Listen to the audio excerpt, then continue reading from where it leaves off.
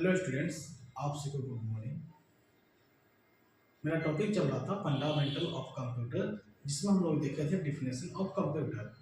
Definition of computer में हम पढ़े थे कि कंप्यूटर जो है वो क्या है, कंप्यूटर कैसे काम करता है और क्या काम करता है। ठीक है, तो उसमें हम लोग देखे थे कि कंप्यूटर जो है वो डेटा को इनपुट के रूप में स्वीकार करता है और प्रोसेस करके उसे आउटपुट में बदल देता है। कंप्यूटर डेटा को एक्सेप्ट करता है, तो आखिर डेटा है क्या और इंफॉर्मेशन है क्या।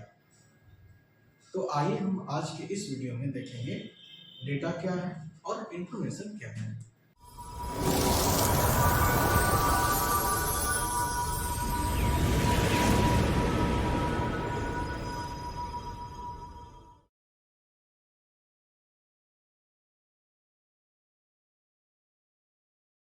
आज के वीडियो में हम लोग देखते हैं डेटा क्या है। डेटा जो बना हुआ है आपका, ये आपका पुरलर नंबर है, पुरलर जो बहुवचन जिसको बोलते हैं। और डाटम शब्द जो हुआ आपका, डाटम जो वर्ड है आपका वो सिंगुलर है। ये सिंगुलर से आपका पुरलर बना हुआ है। डेटा है क्या? द रॉ का मतलब होता है कच्चा पदार्थ, कच्चा सामग्री। Unprocessed fact include text, number, letter, sound, video etc are called data. जिसका प्रोसेसिंग नहीं किया हुआ रहता है, जो प्रोसेसिंग से पहले का जो भी तथ्य होता है, जो आपका टेक्स्ट से, नंबर से, साउंड, लेटर से, साउंड से, वीडियो से, ये सबसे संबंधित होता है, उसे हम डेटा कहते हैं। इसका कुछ मीनिंग नहीं होता है। ठीक है, they are a set of related fact. यह फैक्ट से रिलेटेड होता है, तथ्य से संबंधित होता है। The new material of information, information का एक न्यू मेटेरियल होता है, नया पदार्थ होता है। Data represented by a symbol, data को एक सिंबल के द्वारा, एक चिन्ह के द्वारा रिप्रेजेंट किया जाता है, व्यवस्थित किया जाता है। But they are not information expect in limited sense, लेकिन यह इंफॉर्मेशन के जैसा सीमित अर्थ नहीं देता है। जिस तरह से इंफॉर्मेशन एक सीमित अर्थ देता है, उस तरह से डेटा हमारा सीमित अर्थ नहीं देता है। ठीक है, तो ये अर्थहीन होता है, अर्थपूर्ण नहीं होता है, इसका कोई मतलब नहीं होता, डेटा का कोई मतलब नहीं होता है। जैसे में हम लिख दें यहाँ पर 10। अब 10 क्या है?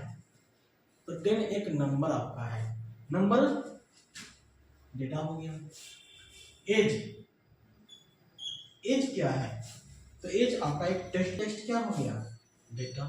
लेकिन अगर इसी को मिलाकर हम पढ़ेंगे, है ना, एज 10, तो अब इससे क्या पता चलेगा?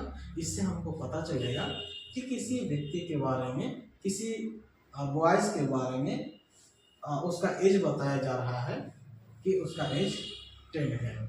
ठीक है, आगे देखते हैं इंफॉर्मेशन के बारे में। The analysed data details are term as information. Data के विश्लेषण के रूप को सूचना कहते हैं। जब उसका एनालाइज जब कर दिया जाता है, जब विश्लेषित जब हो जाता है डेटा प्रोसेसिंग होने के बाद, उसी को हम लोग क्या कहेंगे? इंफॉर्मेशन कहेंगे। As used in data processing arrange in order and form. Data का जब प्रोसेसिंग जब होता है, तब वह किसी ऑर्डर में, किसी क्रम में या फिर किसी रूप में, फॉर्म में अरेंज जाता है, सज जाता है।